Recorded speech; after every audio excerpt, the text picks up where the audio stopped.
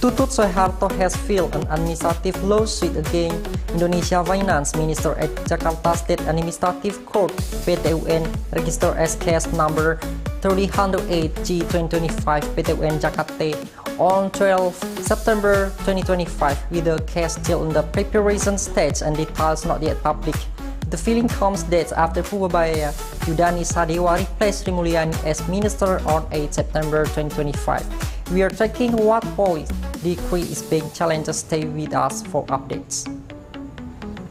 After some public criticism, Indonesia Election Commission has revoked decision number 1781 to 2025 that has sealed 16 types of presidential ticket documents for up to 5 years as of 60 September 2025. Those files are no longer treated as a secret by default.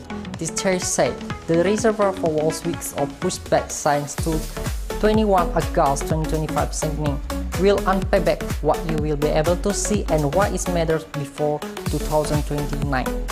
A pre-dawn fire through a dense area of Jakarta on 50 September destroyed roughly 34 to 36 homes and displacing about 240 to 135 people depending on agency counts. It has flour, food, clothing, mattresses, physical support totaling about Rp 252 million from Kemensos alone.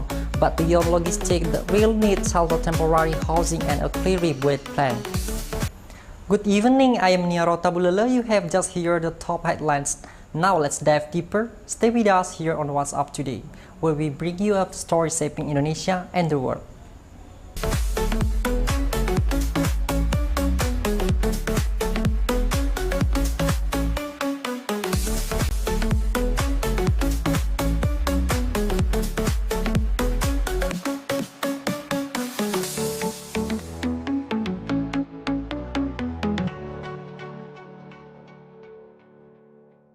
Tonight, a familiar name from Indonesia political past in the back in the headlines, and it is no nostalgia piece. Tutut Soeharto has taken the government to court, filing against the finance minister in PT-UN Jakarta.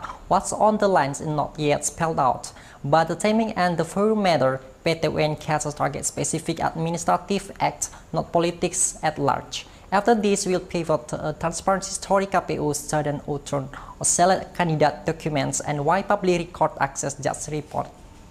The lawsuit by Siti Hardianti Hasuti Rukmana, better known as Tutut, was officially logged at PT-UN Jakarta as 308G 2025 PT-UN Jakarta on 12 September 2025, with the finance minister named as respondent. The court's SIPP page lists the classification as lain-lain and the status as pemeriksaan persiapan, meaning the court is still conducting preliminary checks before moving to a full hearing.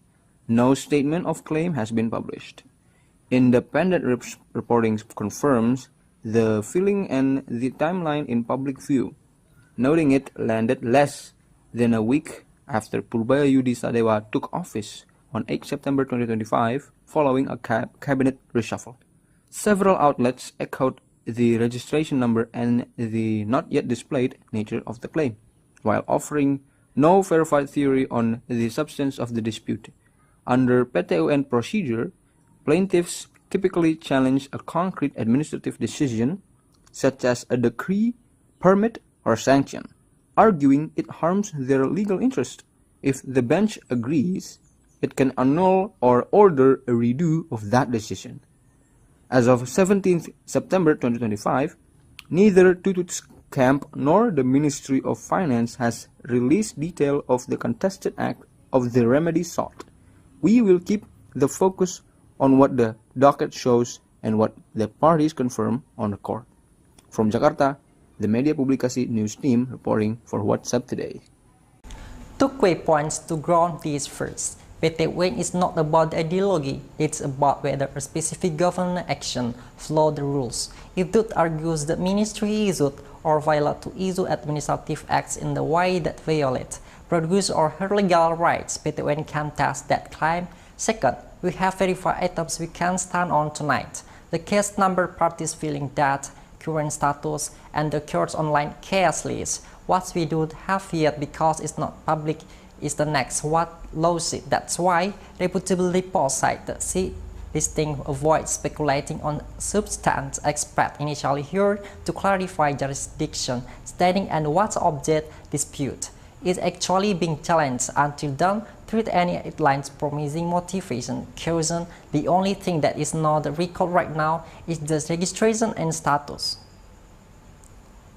Bottom line, a high-profile plaintiff in practice legal firm, and for now, a sale playbook will move with the court or parties move. Up next, KPU backs down on the 8 circuits candidates files. What changed between 12-1 August, 60 September, and what you can check yourself now. Bringing from the courtroom watch, the transparency trace that KPU has walked back on rule that kept candidate document under verbs. The commission says it's a listen, review, uji consequences, and cancel the early decision. That means the default is back to openness unless privacy or law says otherwise. Next, we look at the curb support in the forestry sector that's pulling in the minister eye for questioning. The controversy began when KPU Chair Mohamed Afifuddin signed Decision Number 731/2025 on 21st August 2025, classifying 16 candidate filling documents as information excluded from public access, with exceptions only by written consent or legal grounds. Civil groups and media argued the move undercut transparency benchmarks set by the Public Information Law.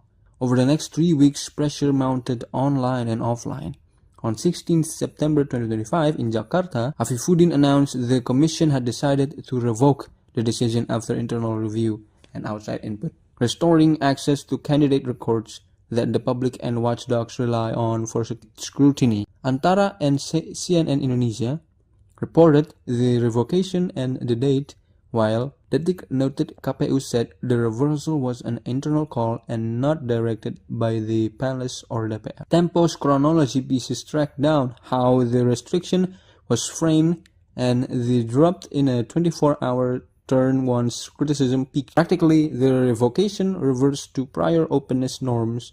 Documents like diplomas, tax compliance letters, and court certification return to presumptively accessible status, bearing legally protected data. The Commission has said further coordination with information commissions will follow. From Jakarta, the Media Publikasi News team reporting for What's Up Today. Why should viewers care?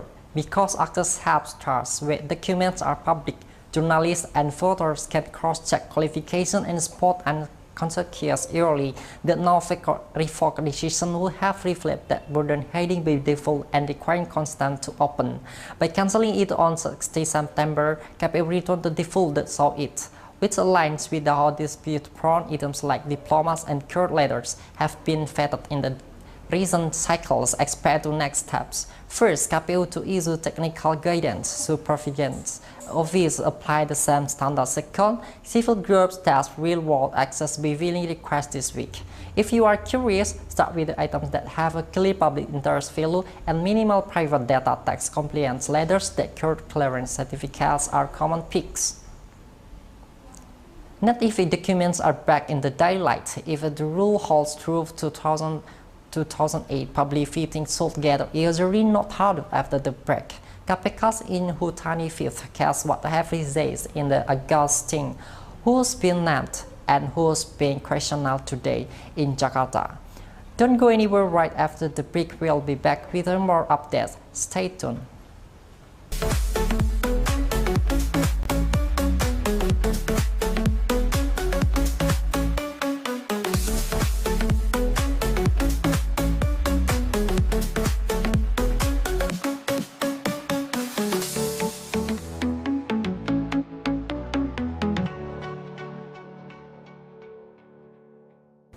Thanks for staying with us. You are watching What's Up Today. If you missed the start, you can always catch our full program on Film Medan's YouTube channel. Let's continue with the news. We have moved the rules on paper to money in envelopes. KPK August operation in Jakarta triggered a month-long paper trail, and now the circle widens on Minister aid to the return list. The venue is against Merah Putih building. The focus a light previous linked to a force use partnership under an Hutani fifth. After this, will close with what this probably means for governance and with companies seeking permits.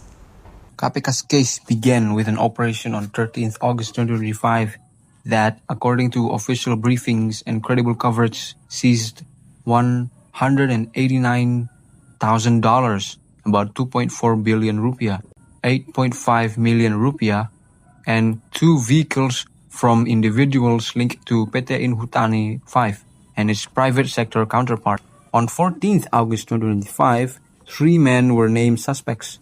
Diki Yuwanaradi, Inhutani's 5 CEO, as alleged recipient, and Junaidi, PT Paramitra Mulya Langgeng, plus Aditya, SB Group permitting staff, as alleged givers in collaboration over forest area utilization. Since late August, KPK has called company commissioners and related figures to detail how approvals were sought and granted. Today, 17th September 2025, the agency has scheduled the examination of Dida Megafire Ridho, identified by outlets and agency spokespeople at staff-level advisor to the minister. As a witness, the session is to be held in Jakarta. Investigators typically test whether official discretion was influenced by promised or delivered payments, mapping messagings, meeting logs, and account activity. As for airtime, no additional suspect have been announced beyond the 3 named in August. The ID's status remains witness, not suspect. From Jakarta, the Media Publikasi News team reporting for What's Up Today. What to watch next? First, whether money tries connect to decision points in the ministry or stay with the company to company lines. Second, whether the allied collaboration contracts over forest areas were used to bypass environmental or revenue rules. And third, whether internal control at state forestry firms catch or miss these patterns. August seizures and the early charge sheets give investigator leverage, naming in aid as a witness indicates they are testing how the influence right in requests or approvals. For business seeking legitimate permits, the fastest be the full document complicants, abuse payments real estate hidden, and widows list expanding quickly once message and banking records aligned. This is not just about one thing, just stress that of how forest use deals will matter if the lands hold under scrutiny governance wins, if they snap more names will follow. We'll stay on the feelings on the interview and the money trails as they surface. We stay on the law and order, shifting from forestry permits to banking ledgers. In Jakarta, the mother of BRI branch hit has cracked open the scheme that target dormant accounts. Investigators said the plan was simple and brutal, force and authorities a banker to green light transfers, then dry the funds, but they also say money never left. Tonight, we lay out the timeline the cash suspects from uniform and why dominant has suddenly become a household term. After this, we pivot to a ethical discipline controversy in the Papamuli drawing national hit and a famous lawyer. The case centers on Muhammad Ilham Pradipta, head of a BRI sub-branch in Cempaka Putih, Jakarta Pusat, who was abducted and later found dead. Police briefings on 16 September describe a plot to move funds from dormant accounts into prepped drop accounts, allegedly under the direction of figures identified as C alias K and Dwi Hartono, among others. As of 17 September, authorities count at least 15 suspects, with 2 members of the armed forces among those named, an allegation echoed across multiple outlets, tracking their arrest.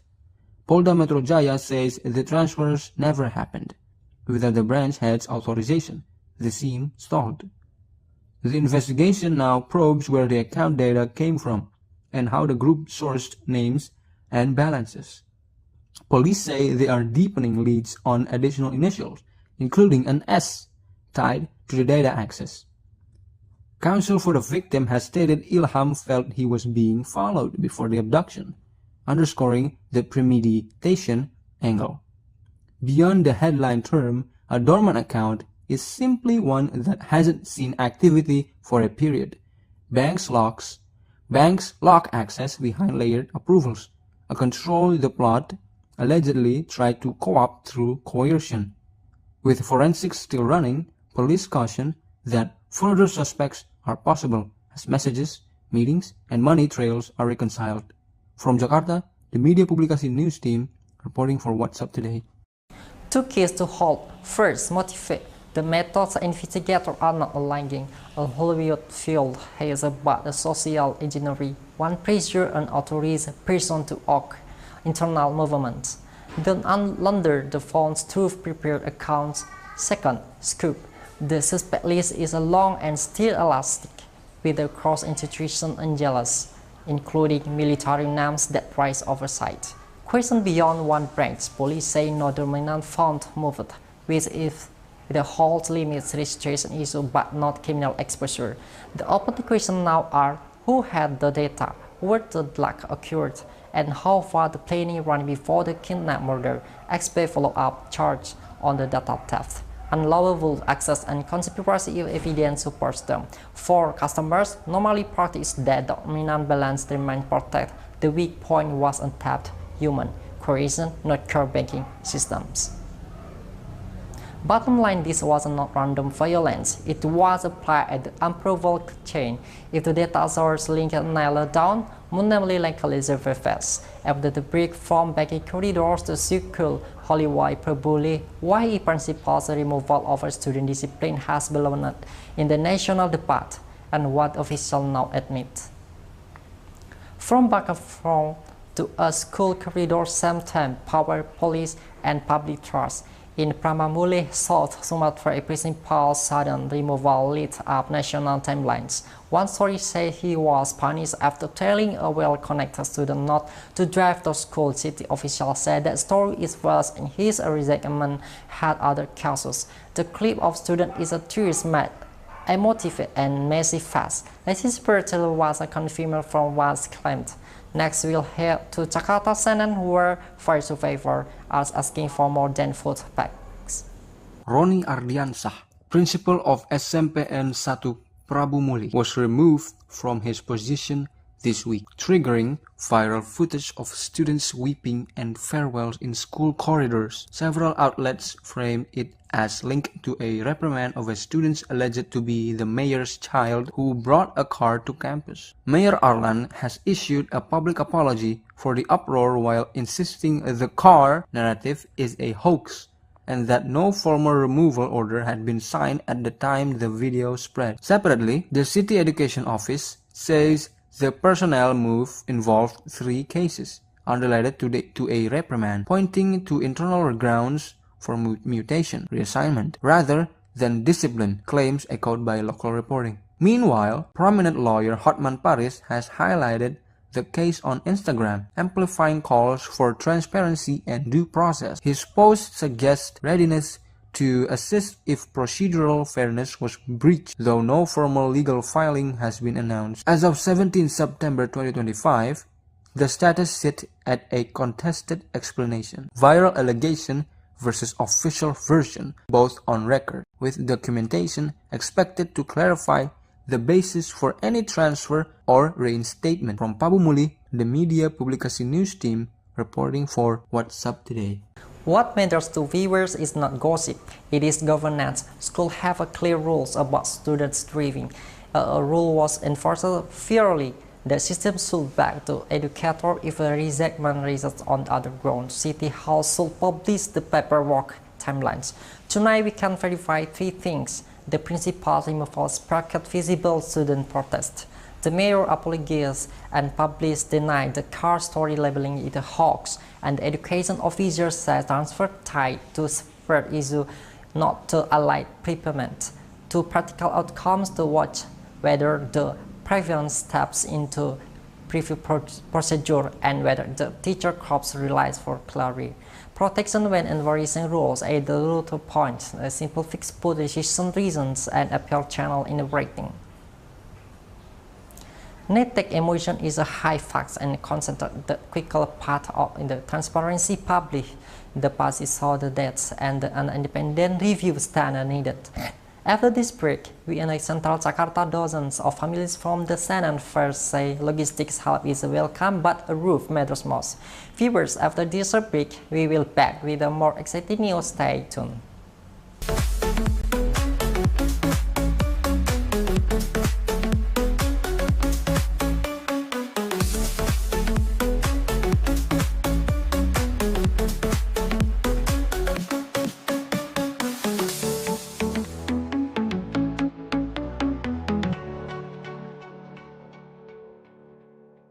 Thank you viewers for staying with us on What's Up today. For those of you who have just joined, you can also follow the full program on the Film Medan's YouTube channel.